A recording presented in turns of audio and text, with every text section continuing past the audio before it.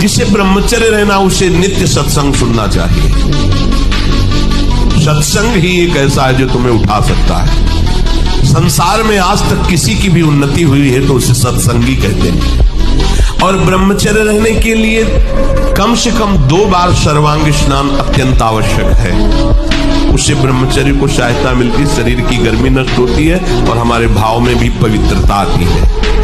गंदे आचरण मत करो, गंदी क्रिया मत करो, गंदा भोजन मत खाओ, नाम जप करो, व्यायाम करो, शरीर को थकाओ दौड़ भाग सेवा से, तो वो लंबा समय तक चलेगा, पर वो अखंड स्थिर नहीं होगा। ऐसा नहीं हो सकता है। तो जो ब्रह्मचर्य पालन करता है रोग से लड़ने की सामर्थ्य आती है, शोक स्पर्श नहीं कर सकता, मोह पर विचार करने की सामर्थ्य आती, प्रमाद स्थिति नहीं रहती, अकर्मण्यता नहीं रहती, अकाल मृत्यु नहीं होती। ब्रह्मचारी कभी विचारों से दरिद्र नहीं होता है, अशांति नहीं होती। ब्रह्मचर्य समस्त दोषों का नाश कर देता है। ऐ राजा के बालक, जब मैं दहाड़ता हूँ और फरसा लेकर दौड़ता हूँ तो स्त्रियों के गर्भ गिर जाते हैं। लक्ष्मण जी हंस पड़े। लक्ष्मण जी ने हंस करके कहा कि ये बार बार जो है जो फरसा दिखा रहे हो, भूख से पहाड़ उड़ाने की कोशिश मत करो। लक्ष्मण जी में भय कहाँ, भगवान शेष के अवतार है। अब ये समझ में आ जाए तो समझ लो। देखो, जब आप लोग अपनी जीवनी शक्ति का नाश करते हो तो सबसे पहला प्रभाव उसका स्मृति पे पड़ता है। ब्रह्मचर्य, प्राण और मन तीनों एक का तारतम्य है। अगर ब्रह्मचर्य ठीक तो मन शांत, पॉजिटिव सोच कराने वाला महाबली।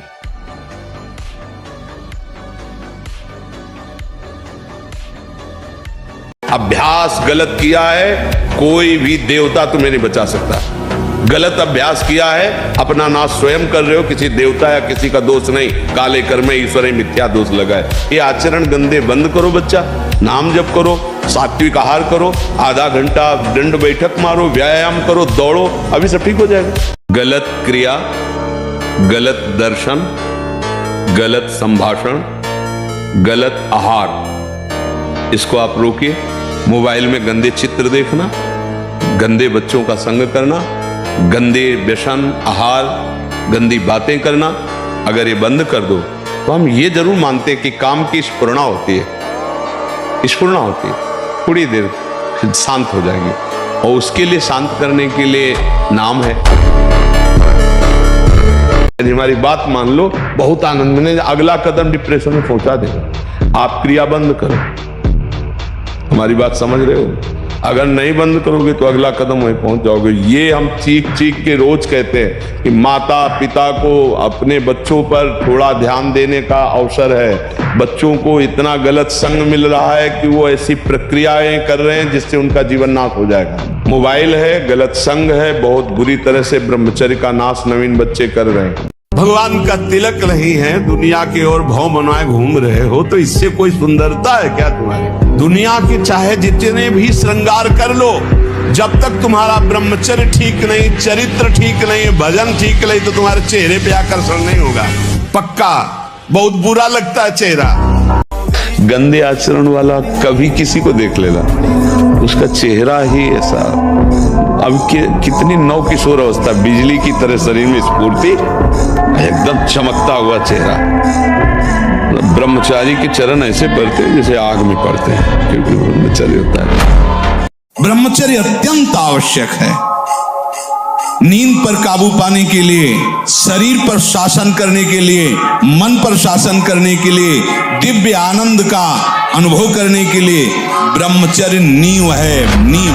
ब्रह्मचर्य की अपार महिमा है, परंतु आज हमारे नीच वातावरण में ब्रह्मचर्य को धूल धूसरित किया जा रहा है। ये महापुरुषों के वचन है, बिल्कुल अक्षरशः सत्य है। एकांत में चिंतन मनन करने के बाद आज की नीचता ब्रह्मचर्य का नाश कर रहा है।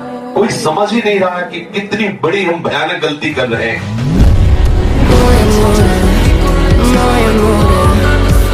ब्रह्मचर्य धारण करने वाले कोई बादाम, हलवा और घी की जरूरत ही नहीं भाई, बिल्कुल सच्ची मानिए। जैसे तप्त भूमि में पैर कैसे पड़ता है, एकदम ऐसी बिजली रहती ब्रह्मचारी के शरीर, बिजली।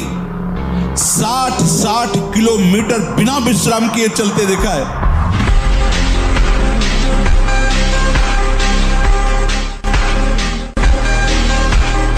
माना आपकी आचरण सही नहीं है, माना आपकी वो स्थिति नहीं है, लेकिन बच्चा बच्चा होता है। ये थोड़ी कि ज्ञानी विज्ञानी हो तो ही वो उसका बच्चा है। अगर आपने सीधे उसी स्थिति में अंदर से, वो अंदर का विषय कोई नहीं जानता, अंदर के विषय से यदि आपने जोड़ लिया श्री कृष्ण में, जैसा विजय है, विजय लिख लो, कुछ भी हो सब डिलीट हो जाएगा।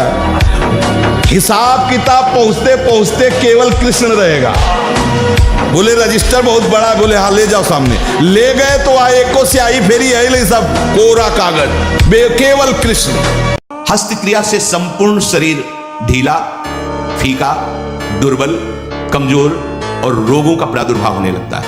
मुख की कांति हीनता बढ़ती चली जाती है। मुख प्रसन्न तन तेज विराजा, कीन से रामचंद्र कर काजा। या चेहरा देखो वैसा लगता है जैसे सब उड़ गया, कुछ नहीं रहेगा, बस केवल सजावट सजावट रह गई।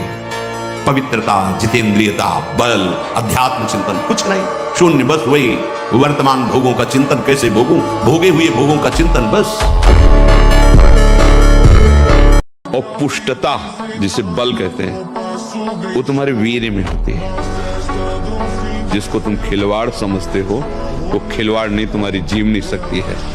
यदि संयम से ब्रह्मचर्य से रहो तो ना उतनी घी में ताकत है, ना दूध में ताकत है, ना किसी भी पदार्थ में ताकत जो तुम्हारे ब्रह्मचर्य में ताकत है। पहले तो आप रोइए मत, किसी भी पीड़ा में रोइए। रोना है तो प्रभु के प्यार में रोइए, बस। ये आंसू केवल प्रभु के प्यार के लिए नहीं, हर परिस्थिति को सहने के लिए तैयार रहो। भगवान के जन हो, ऐसे छोटी मोटी बात आई रो दिया बच्चों की तरह नहीं। 100 बार गिरेंगे फिर भी हम चढ़ाई करेंगे इस पर। इसका अभ्यास है हमको नष्ट करने का। तो आज से हम प्रण लेते हैं कि तू हमें कितनी बार गिराएगा। अविनाशी का बच्चा हूं, अविनाशी ही हूं, शरीर बदलते रहेंगे लेकिन हम तेरे को देख लेंगे, एक दिन तुम जीत जाओगे। ब्रह्मचारी जैसा कोई बलवान नहीं होता, शारीरिक बल कोई बल नहीं कहा जाता। ब्रह्मचर्य में सामर्थ होती संकल्प बल की, जाओ ऐसा फिर वैसे ही होगा। अध्यात्म बल बहुत बढ़ जाता है ब्रह्मचारी का, आत्मबल बहुत बढ़ जाता है। कहीं भी वो भयभीत होना, कहीं भी शंका कर लेना, कहीं भी पराजित हो जाना उसके स्वभाव में नहीं होता।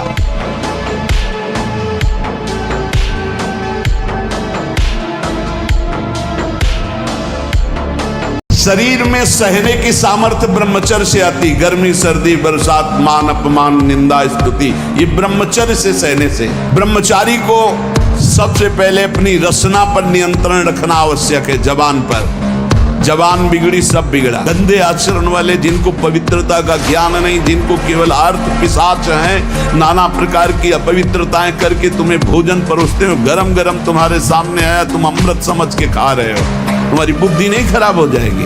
अच्छा, बहुत गुस्से में बैठ जाएगा। सात्विक ब्रह्मचारी हो, सात्विक भोजन करता हो और एक भूसा कसके मार दे तो मुंह बगाड़ देंगे। जो भैंसा और बकरा खाते हैं ना, मुंह बगाड़ देंगे, उनमें ताकत नहीं। ब्रह्मचर्य की ताकत, तपस्या की ताकत, सात्विकता की ताकत बहुत बड़ी ताकत है। ये ब्रह्मचर्य में इतनी ताकत है कि बचपन में जो पढ़ा है वो आज भी हमें याद है। ब्रह्मचर्य ठीक ना तो देखो शरीर रोग से ग्रसित है, साफ शास्त्रों की बातें। ब्रह्मचर्य में स्मृति की बड़ी सामर्थ्य होती है। बिना ब्रह्मचर्य के किसी भी ऊंचाई पर नहीं चढ़ा जा सकता।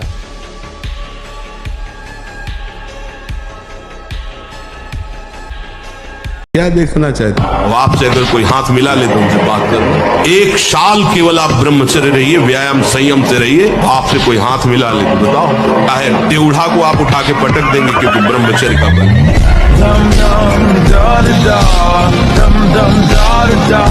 सामान्य मनुष्य की तो बात ही क्या है। ब्रह्मचर्य बहुत बड़ी हमारी निधि है। ब्रह्मचर्य संपूर्ण विद्याओं को प्रकाशित कर देता है। ब्रह्मचर्य समस्त वैभवों का स्वामी बना देता है। ब्रह्मचर्य समस्त दुर्भाग्य को मिटाकर सौभाग्य प्रदान करता है। ब्रह्मचर्य संपूर्ण उन्नति का बीज है।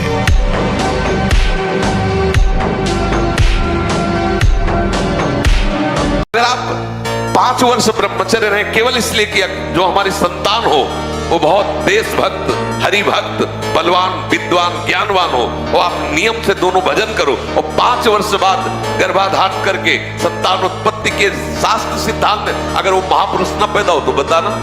अब ये खान पान ठीक नहीं, आचरण ठीक नहीं, पवित्र नहीं हो, एक किसान भी खेती को सुरक्षित और तैयार करता है तो उसमें अच्छी फसल होती है। तुमने ब्रह्मचर्य को जाना ही नहीं, इधर उधर से हर तरह से भ्रष्ट आचरण, अब वो संतान कैसे हुई? अब देखा गोदी में चश्मा लगा, भगवान गोदी में है, शुगर है 500, अब बोलो इनको जवानी आएगी कभी? झूठ बोलना, बार बार भूख लगना या जठराग्नि का मंद पड़ जाना, ये दो दोष होते हैं। अन्न ना पचना या तो बार बार ऐसा लगना कि खाऊं, और मलबद्धता आते जब वीर शक्तिहीन हो जाती है तो मल को पकड़ने लगती है, उनमें सामर्थ्य नहीं रह जाती पचाने की। आज कितना भी भौतिकवाद बढ़ जाए, आध्यात्मिक से ऊपर नहीं है। पहले पुष्पक विमान था, बिना पेट्रोल के चलता था, बोल दिया कि हमको अयोध्या पहुंचाओ, पहुंचा दिया। आंख मूंदे बैठे, हजारों कोस दूरी उनका व्यक्ति बैठा हुआ, संकल्प किया उसके हृदय, जैसे आज लैपटॉप से नहीं उसकी फोटो आ गई, आपकी फोटो वहां पहुंच गई, ऐसे ध्यान के द्वारा किया संकल्प वहीं पहुंच। ये सब अध्यात्म से ही है। कभी भी व्यभिचारी की एक जैसी दिनचर्या बहुत काल तक। अभी 12 वर्ष का बच्चा है, अब उसने गंदे आचरण शुरू कर दिए, वीरनाश करना शुरू कर दिया। अब वो जब 22 वर्ष का होगा तो उसकी हालत खराब हो जाएगी। अच्छा 25 वर्ष तक ब्रह्मचर्य रहा, फिर वो गृहस्थी में गया तो कुछ उसका गृहस्थी नहीं बिगाड़ पाएगी, क्योंकि परिपक्व हो गया ना, उसका जो सप्तम धातु परिपक्व हो चुकी, तो उत्तम संतान होगी और वो धैर्यवान होगा, उसका माइंड जो है काम करेगा।